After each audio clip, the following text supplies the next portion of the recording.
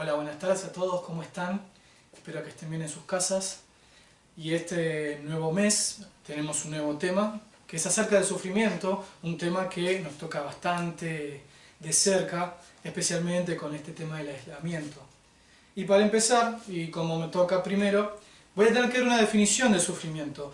Para esto quiero sacar una duda que no solamente nos pasa a nosotros los cristianos, sino también a cualquier persona, que es si el dolor y el sufrimiento es exactamente lo mismo. La respuesta es no. Primero, el dolor es una reacción biológica que tiene una persona al sufrir un daño, ya sea interno o externo. El sufrimiento va a ser una construcción psicológica, emocional, histórica, que va a venir como consecuencia de ese dolor. Voy a darte un ejemplo para que puedas diferenciarlos. Estás trabajando haciendo carpintería y te das un martillazo en el dedo. El dolor que vos sentís de ese martillazo te va a hacer gritar y tal vez hasta chuparte el dedo. Sin embargo, en ese momento hasta podés insultar y preguntarte por qué estabas haciendo esto, por qué no contrataste un carpintero. Bueno, eso es el sufrimiento. Así que vamos a ver ciertas diferencias que hay entre el dolor y el sufrimiento. Primero, el dolor es inevitable. El sufrimiento es evitable y debe tener un límite. Por otro lado, el dolor es primario, el sufrimiento viene siempre después y siempre es consecuente a un dolor. Y por último, el dolor, en su propósito, tiene la razón de que el cerebro te está avisando de que algo está mal. Por lo tanto, significa que uno está bien de salud. Si usted siente dolor cuando tiene alguna de estas reacciones, es porque usted está bien. El problema con el sufrimiento ocurre que cuando usted no encuentra cómo acabar con ese sufrimiento se transforma en frustración. Por lo tanto, los médicos, los psicólogos y un montón de personas van a decirnos que la forma de terminar con este sufrimiento es encontrar una causa. Es encontrar una motivación, como le decía al principio, como con el dolor. Al encontrar esa causa, usted va a poder superar el sufrimiento. Se lo voy a dar también con otro ejemplo que muchos lo han llamado el dolor más insoportable de todos, que es el dolor de parto.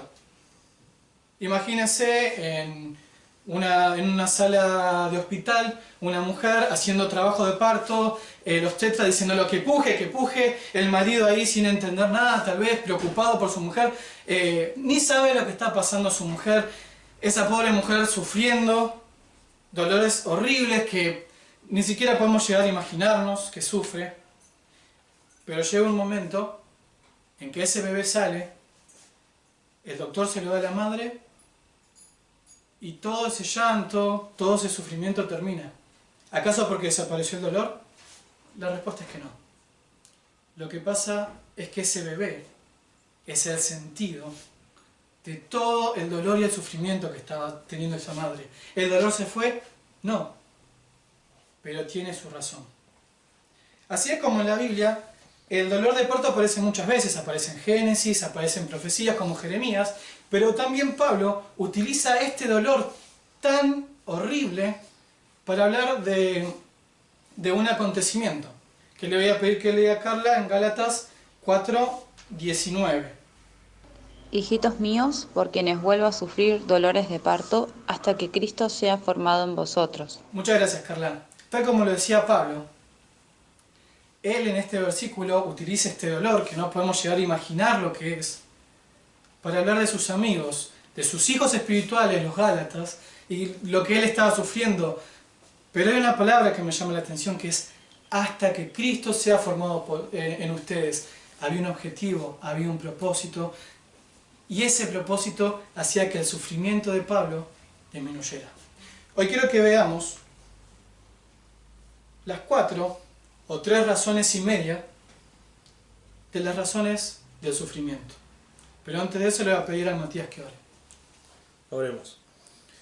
Dios, en esta tarde te agradecemos, Señor, porque podemos estar todos juntos como iglesia, Señor, como cuerpo de Cristo en una reunión, Señor.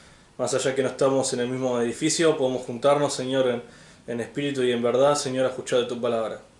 Gracias, Señor, por la vida de Andrés, Señor, porque tú lo utilizas para hablarnos. Gracias porque tú le hablaste a través de este tema, Señor, y te pido, Señor, que él pueda expresar y explicar de la mejor manera, Señor, este tema que es acerca del sufrimiento. Señor, más allá de muchas veces que sufrimos, te agradecemos, Señor, porque tú nos amas, tú nos cuidas, Señor, y en ese amor, Señor, que siempre hace que podamos estar cerca tuyo, Señor. Gracias por todo, gracias por lo que es esta linda reunión, Señor, por la vida de Andrés. Cuídanos y te pido, Señor, que podamos prestar atención. En el nombre de Cristo Jesús. Amén. Amén. Gracias, Matías. El primer punto, la primera razón que tenemos para sufrir, o porque sufrimos, es por el pecado. Es por el pecado que tenemos en el corazón. Ahí está el origen y la primera razón que tenemos para sufrir. Vamos a ir, les invito a abrir sus Biblias en Génesis, capítulo 3, versículo 1. Vamos a ver que se ha hablado mucho de la primera caída que tiene el hombre. Se han sacado muchas teorías acerca de esto. Pero hay que entender una cosa. Dios le dio un montón de bendiciones a Adán y Eva. Dios le dio un montón de responsabilidades a Adán y Eva y solamente una prohibición. Que la vemos en Génesis 2:17 y dice: mas el árbol de la ciencia del bien y del mal no comerás, porque el día que de él comieres, ciertamente morirás. Es simple, era una orden expresa de no hacer algo y hasta tenía la consecuencia que iban a tener si ellos no cumplían. Pero aparece en el primer versículo del capítulo 3 la serpiente con una mentira. La primera mentira que dice es: ¿con que Dios os ha dicho no comáis de todo árbol del huerto? Dios no dijo eso. Tema número 1, Dios no dijo eso. Para colmo, Eva, en el versículo 3, responde con otra mentira. Porque dice: pero del fruto del árbol que está en medio del huerto, dijo Dios, no comeréis de él, ni le tocaréis, para que no muráis. En ninguna parte Dios le dijo, ni lo tocaréis. Y viene la tercera mentira que dice Satanás, que dice, no moriréis. Y ahí es donde, no quiero entrar en tema, pero muchos teólogos dicen que toca el orgullo del hombre, porque dice que no solamente no iban a morir, sino que ellos, al comer del fruto, iban a ser igual a Dios.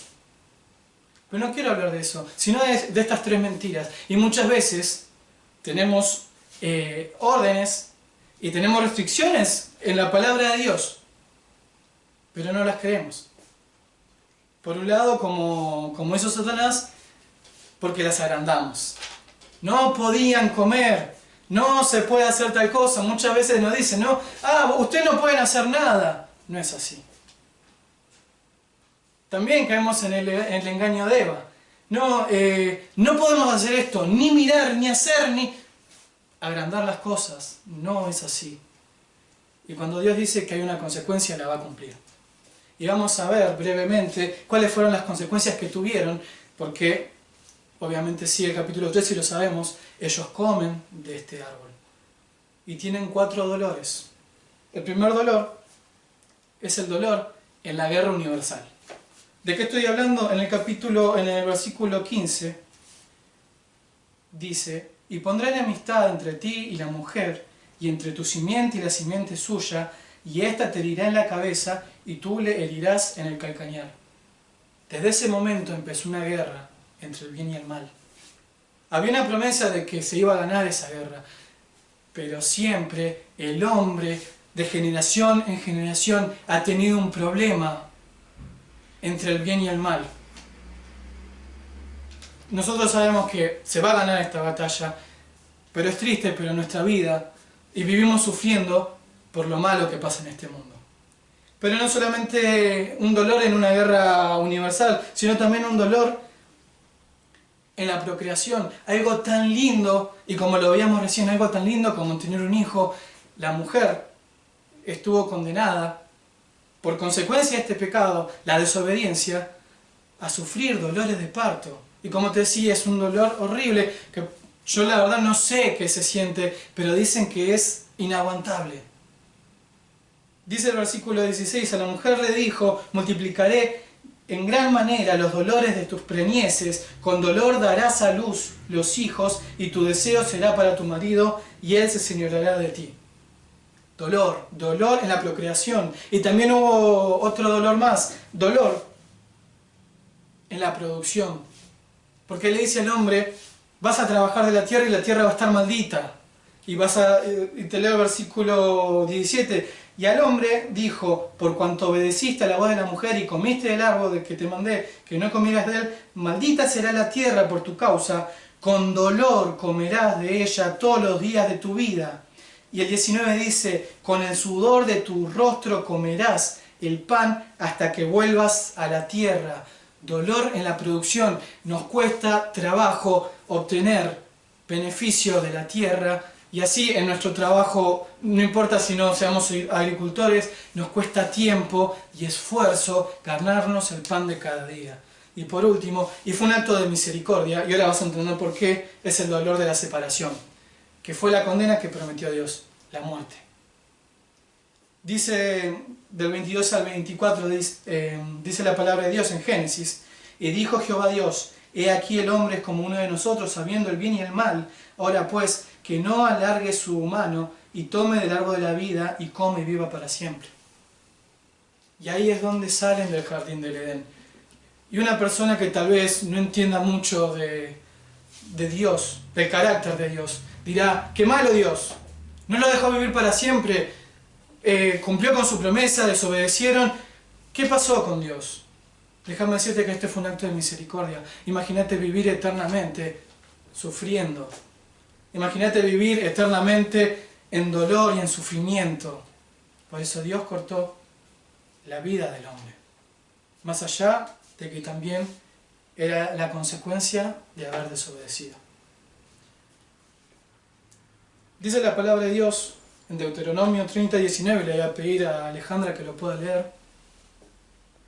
Deuteronomio 30:19. A los cielos y a la tierra llamó por testigos hoy contra vosotros, que os he puesto delante la vida y la muerte. La bendición y la maldición escoge, pues la vida, para que vivas tú y tu descendencia. Gracias, Alejandra. Que usted y yo tenemos opciones hoy en día. Dios habló a Israel y le dijo que tenía opción entre la vida y la muerte, entre obedecer y desobedecer, entre la bendición y la maldición. Y usted y yo cada día tenemos la decisión de pecar y cargar con las consecuencias de nuestro pecado, porque, déjeme decirle, es una mentira que el pecado no tiene consecuencias. Todo pecado tiene su consecuencia y cada uno tiene que pagar. Por eso Dios estableció en su palabra no solamente mandamientos para que lo obedezcamos, sino para que vivamos. Y obedecer sus mandamientos trae vida. Sin embargo, pecar, ir en contra, transgredir la ley de Dios, trae consecuencias. Y muchas veces estamos pagando por eso, y eso trae dolor. Ahora yo quiero preguntarte, ¿cuál es el pecado que en estos momentos te está haciendo pasar factura? También quiero que pensemos si hablaste con Dios para pedirle perdón por estos pecados y estás tratando de cambiarlos. Estamos viendo las 4 razones del sufrimiento, o propósitos del sufrimiento, y vimos el pecado en el corazón, y segundo vamos a estar viendo la prueba en nuestro carácter. Y vamos a ir a Génesis, capítulo 27.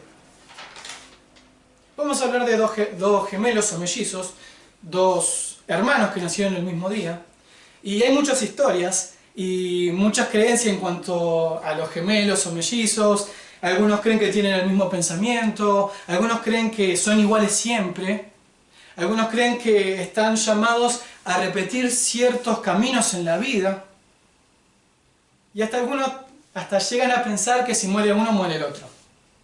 Acá estamos hablando de 2 hombres que eran muy diferentes. Primero, físicamente estamos hablando de un hombre que era muy peludo, muy velludo y colorado, y su hermano lampiño.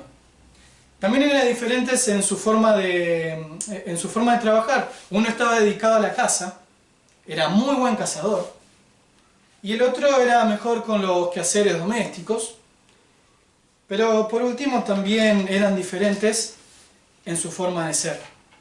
Tenemos a un hombre más impulsivo y a otro hermano que era más astuto, utilizando la palabra del primer punto. Estamos hablando obviamente de Esaú y Jacob. Pero déjame decirte que los dos tuvieron el mismo daño externo, que es el engaño. Vamos a ver primero cómo Esaú, y la famosa historia donde Isaac quiere bendecir a Esaú y le dice que vaya a cazar, que traiga una comida, y él lo iba a bendecir. Pero Jacob, con la ayuda de su madre, engaña a su padre que estaba ciego y se lleva la bendición. Pero vuelve Esaú. Y vamos a ver con lo que nos encontramos. Vamos a Génesis 27, versículo 38. Dice, y Esaú respondió a su padre, ¿no tienes más que una sola bendición, padre mío? Bendíceme también a mí, padre mío. Y alzó Esaú su voz y lloró. Y dice el versículo 41, y aborreció Esaú a Jacob por la bendición con que su padre había bendecido, y dijo en su corazón, llegarán los días del luto de mi padre, y yo mataré a mi hermano Jacob. El engaño era terrible. Se había llevado toda su bendición, pero del corazón de Esaú solamente había muerte. Había enojo, rencor y resentimiento, tanto así que Jacob tiene que salir a la casa de su tío en Padan Aram. Y vamos a ir también a esos versículos, porque déjame decirte que Jacob, tiempo después, también sufrió el mismo daño, también fue engañado. Capítulos después, en Génesis 29, versículo 25, te cuento la historia, llega a la casa de su tío y le dice de trabajar y conoce a sus hijas. Tenía a Raquel, la hermana menor, y a Lea, la hermana mayor. A grandes rasgos y hablándolo de una manera bien actual, al ver Jacob a Raquel se enamoró. Dice también la escritura que Raquel era hermosa de parecer, era linda de rostro, su hermana tenía ojos delicados, pero Raquel era Raquel. Y más allá de cómo era su apariencia física, Jacob amaba a Raquel. Entonces cuando su tío le dice, vas a trabajar para mí, quiero poner un precio, Jacob responde, yo quiero casarme con Raquel. Entonces le dice Labán, su tío, está bien, vas a trabajar 7 años y yo te voy a entregar a Raquel. Pasan estos 7 años, encontramos ese hermoso versículo que no vamos a leer, que le decimos a la gente que está enamorada, que dice que trabajó Jacob 7 años que no le parecieron muchos, le parecieron días porque amaba a Raquel. Pero ahí viene el problema. Versículo 25 dice, venida la mañana, he aquí que era Lea, se había casado con Lea. Y Jacob dijo a Labán, ¿qué es esto que me has hecho? ¿No te he servido por Raquel? ¿Por qué pues me has engañado? Y Labán respondió, no se hace así en nuestro lugar, que se dé a la menor antes de la mayor. Cumple la semana de esta, y se te dará también la otra por el servicio que harás conmigo otros 7 años. Increíble. Fíjate que estuvo trabajando 7 años para que le dieran una mujer que no quería. Y si bien encontramos comentaristas que dicen que a la semana también se casó con Raquel, terminó también teniendo a Lea y no la amaba. Y vemos la reacción que tiene Jacob. Él no se quejó, él no guardó rencor, él trabajó otros 7 años. Y todos los días comía en la mesa de aquel hombre que lo había traicionado. Y ese hombre le pedía que hiciera trabajos. Y ese hombre hasta le hizo más engaños después. Pero Jacob no era Saúl. Jacob ya era Israel. Israel es el que pelea. Y Jacob fue el que peleó. Y también en nuestra vida cruzamos y tenemos a personas que sufren el mismo daño, tienen la misma pérdida, pero reaccionan de una forma diferente. ¿Sabes por qué? Porque tienen un carácter, un corazón diferente. Dice la palabra de Dios, y le voy a pedir que esté leyendo a José, Proverbios 17:3. Proverbios 17:3. El crisol es para la plata y el horno para el oro, pero Jehová es quien prueba los corazones. Salomón nos dice que Dios prueba nuestro corazón y utiliza la imagen del crisol, que era el recipiente donde se probaba y se quemaba la plata. ¿Y sabe cómo se prueba la plata y el oro? Con fuego, con dolor, con sufrimiento. Dice también la palabra de Dios en Salmo 139, oh Jehová, tú me has escudriñado y conocido. ¿Sabes una cosa? Vos querés conocer a una persona de verdad, cómo es su carácter, cómo piensa, cómo actúa, ponelo bajo presión. Míralo cuando sufre, míralo en el dolor. Hay una anécdota que me contó un amigo cuando estuve de equipante. Él estaba sirviendo, visitando hermanos de la iglesia en un auto con su pastor. Cuestión que el pastor no se dio cuenta que este muchacho no había salido del todo y cerró la puerta del auto y le quedaron los dedos incrustados. Y gritó un alarido. Los que seguramente le pasó esto sabrán entender lo que sufrió este muchacho.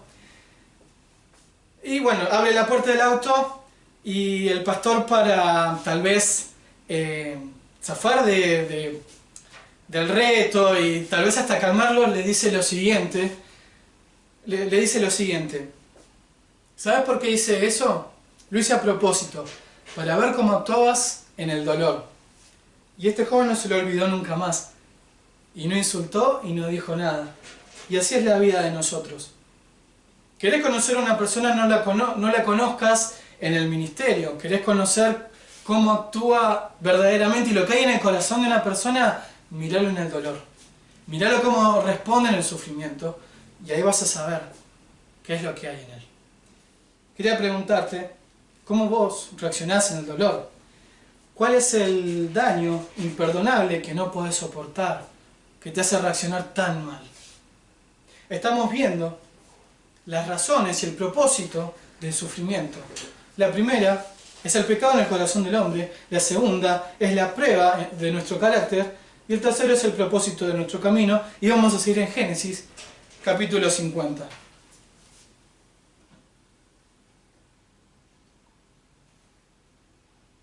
Porque si hay un hombre que sufrió toda su vida, fue José. Nació, tuvo un sueño cuando era joven, donde todos sus hermanos se iban a inclinar delante de él y también sus padres. Ante ese sueño sus hermanos sienten envidia y lo venden. Trabaja para Potifar tan bien que termina siendo el mayordomo de todos. Pero la mujer quiere seducirlo y por decirle que no, termina en la cárcel. 13 años estuvo en la cárcel. Interpreta sueños del copero y del panadero. Los dos salen. Y lo único que le pide José es que se acuerde de él. Y el panadero, que recibe un buen sueño de salir de ahí, se olvida de él. 2 años más en prisión. Hasta que Faraón sueña, él interpreta ese sueño y él termina siendo el segundo de Egipto. Quiero que entiendas que llega un momento de la vida que todo le iba bien y pudo ver ese propósito, pero toda su vida fue miserable. Entonces, ¿qué pasó con él? Vamos a verlo en el capítulo 50. Dice Génesis, capítulo 50, versículo 19. Y le respondió José, no temáis, ¿acaso estoy yo en lugar de Dios? Vosotros pensasteis mal contra mí, mas Dios lo encaminó a bien, para hacer lo que vemos hoy, para mantener en vida a mucho pueblo. Ahora pues, no tengáis miedo, yo os sustentaré a vosotros y a vuestros hijos. Así los consoló y les salvó el corazón.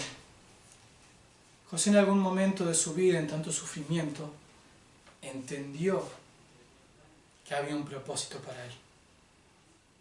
Porque déjame decirte que en la Escritura nos revela que él pecó. Algunos teólogos creen que ante tan gran don que tenía él, y al ser favorito de Jacob, él era orgulloso con sus hermanos. Pero la Escritura no revela eso. Vemos un hombre que se le probó el carácter una y otra vez. Y aún con la mujer de Potifar, él se acordó de Dios. Y hay un detalle de la vida de José que me hace creer que él no era orgulloso, que es cuando está con Faraón. Faraón le pregunta, me dijeron que vos sabés interpretar sueños. Y él le dice, no, yo no sé interpretar sueños. Dios es el que me revela la interpretación de esos sueños. Es Él. Sin embargo, él miró que había algo más allá. Le voy a pedir a Isla que esté leyendo Jeremías 29, 11 al 13. Porque yo sé los pensamientos que tengo acerca de vosotros, dice Jehová, pensamientos de paz y no de mal, para daros el fin que esperáis. Entonces me invocaréis y vendréis y oraréis a mí, y yo os oiré. Y me buscaréis y me hallaréis, porque me buscaréis de todo vuestro corazón. En un momento tremendo, donde Israel estaba cautivo, Jeremías habla al corazón del pueblo y le dice, Dios tiene planes buenos para ustedes. Dios tiene algo bueno para ustedes. Dios tiene paz para ustedes. Dejen de temer. Hay un propósito que Dios tiene para ustedes y es bueno. Y el mismo propósito que tal vez nosotros no tenemos en sueños como lo tuvo José, Dios sí tiene un plan para nosotros. Y nuestra motivación en medio del sufrimiento, en medio de tanto dolor que no entendemos de dónde viene, sería bueno recordar esta promesa. Dios tiene un buen plan para nosotros. Dios tiene algo bueno para nosotros. Y quiero preguntarte, ¿vos sabés qué es lo que Dios quiere para vos? ¿Cuál es el propósito que tiene para tu vida? ¿O dónde estás buscando el propósito de tu vida? ¿Confías en que Dios va a hacer algo bueno, que tiene buenos deseos en su corazón para vos? Estuvimos viendo las 4 razones del sufrimiento. Primero vimos el origen del sufrimiento, que es el pecado en el corazón del hombre. Estuvimos viendo la prueba de nuestro carácter. A veces las situaciones prueban nuestro carácter.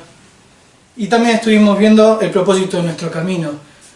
No importa lo que pase en tu camino, no importa cuán cruel sea tu camino, tal vez son aquellas escaleras que te están llevando a donde Dios quiere que estés, como fue con José. Y te iba a hablar de un cuarto punto, que no es un punto en sí, pero no quería dejarlo suelto. Es qué pasa cuando no encontramos, o cuando lo que nos pasa y nuestro dolor no tiene sentido y propósito. ¿Puede pasar eso? Por supuesto que sí. Te invito que si no estuviste, puedas ver la predicación que tuvo Raúl Perazo. Por eso tampoco quiero tomarme mucho tiempo en hablar de lo que fue Job. Pero déjame decirte una cosa. El libro de Job no termina con Dios en cuclillas como una maestra, hablando con Job diciéndole, Job, lo que pasó es que en el cielo estábamos hablando y yo dije que vos eras un hombre justo y Satanás... No, eso no pasó. Dios nunca le dio explicaciones a Job de todo lo que había pasado, de por qué se murieron sus hijos, de por qué perdió su ganado, de por qué estaba sufriendo las llagas que tenía y las enfermedades que tenía. En ningún momento Dios hace eso. Dios se presenta delante de Job y le muestra quién es Él. Y listo. Entonces, ¿qué hacemos? ¿Qué pasa cuando no hay un sentido? Déjame leerte los pensamientos que existen en la filosofía. Hay un pensamiento que son los estoicos, algunos los conocerán si cursaron filosofía, que eran aquellas personas que creían que todo lo que pasaba en el universo era propia voluntad de la persona, del ego, del yo. Por lo tanto, todo lo que a mí me pase y todo lo que a mí me venga es un deseo mío. Por lo tanto, yo no puedo sufrir. Así, esto es bastante ilógico. Pongamos un ejemplo, imaginemos, ¿no?, que mi mujer me traiciona. Tendríamos que decir como estoicos que eso fue algo que yo quería. Así que lo desechamos. El segundo pensamiento es el del budismo. Por el contrario de los estoicos, el budista cree que el sufrimiento está ligado al yo. Por lo tanto, lo que va a decir el budista es lo siguiente: todo lo que pasa en el universo no me corresponde ni me compete, todo lo que me rodea simplemente es una carga. Por lo tanto, yo voy a encontrar iluminación alejándome de todo lo que hay en el mundo y reconociendo que nada me pertenece, que nada me importa. También es un absurdo, porque imagínate que se muere tu madre, tu padre, imagínate que perdés a tu mejor amigo, ¿qué vas a decir? No, era una ilusión, era un peso. Es ilógico. Sin embargo, también hay psicólogos que hablan que en el sinsentido lo único que se puede esperar es la frustración. Porque, como te decía, el dolor te motiva a sanar eso. Todos los nervios trabajan para que eso pueda sanar. Entonces, ¿qué hacemos cuando no tenemos el motivo, el sentido de nuestro sufrimiento?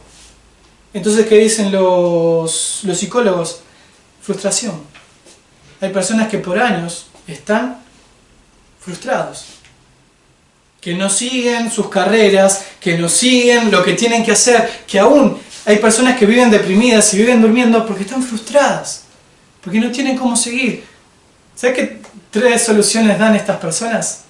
La aceptación, el suicidio o eutanasia, sí. Esto es un informe de un psicólogo, ¿sí? No olvides, o sea, como no encontramos un sentido, lo mejor es acabar todo. ¿Se entiende? Y esta misma persona, que no es cristiana, que no es un teólogo, nos dice que hay una forma más, que es buscar a Dios. Como la naturaleza no tiene explicación, y como Dios, como creador de la naturaleza, tampoco tiene explicación, usted tiene que buscar a ese Dios. Otra vez, no lo dijo ningún escritor creyente, lo dijeron psicólogos.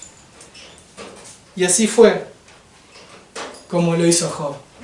Hay un versículo muy hermoso, lema y tal vez central del libro de Job, que le voy a pedir a Matías que lo lea. Job 19, 25 al 26.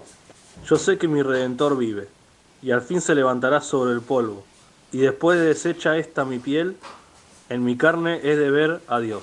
Gracias, Matías. Yo sé que mi Redentor vive. No importaba lo que pasara, no importaba el sufrimiento y la aflicción que estaba sufriendo Job.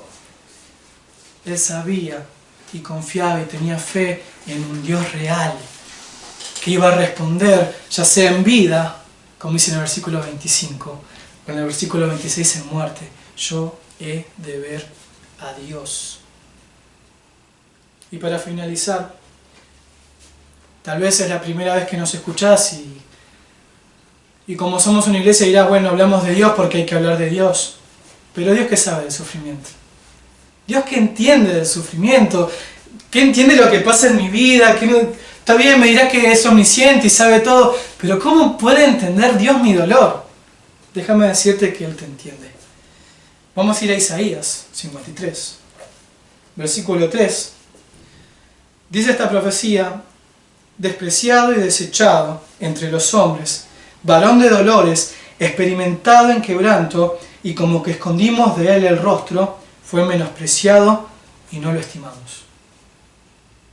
El Dios del que te estaba hablando, hace más de 2000 años, se hizo hombre y caminó en la tierra.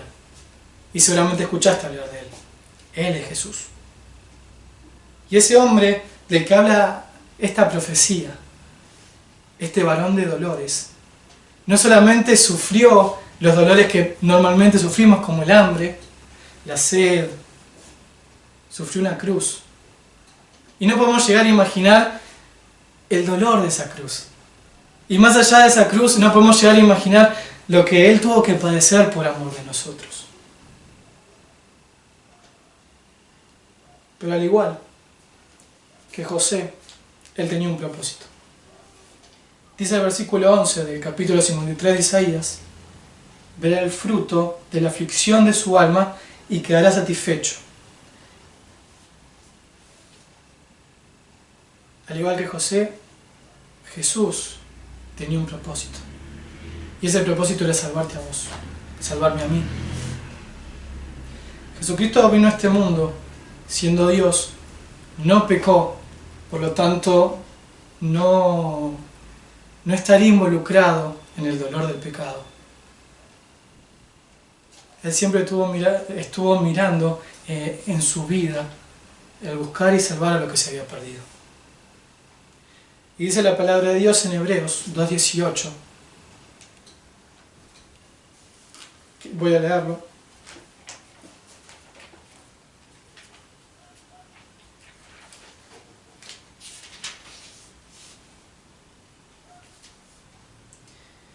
Pues en cuanto Él mismo padeció, sufrió en otras versiones, siendo tentado, es poderoso para socorrer a los que son tentados.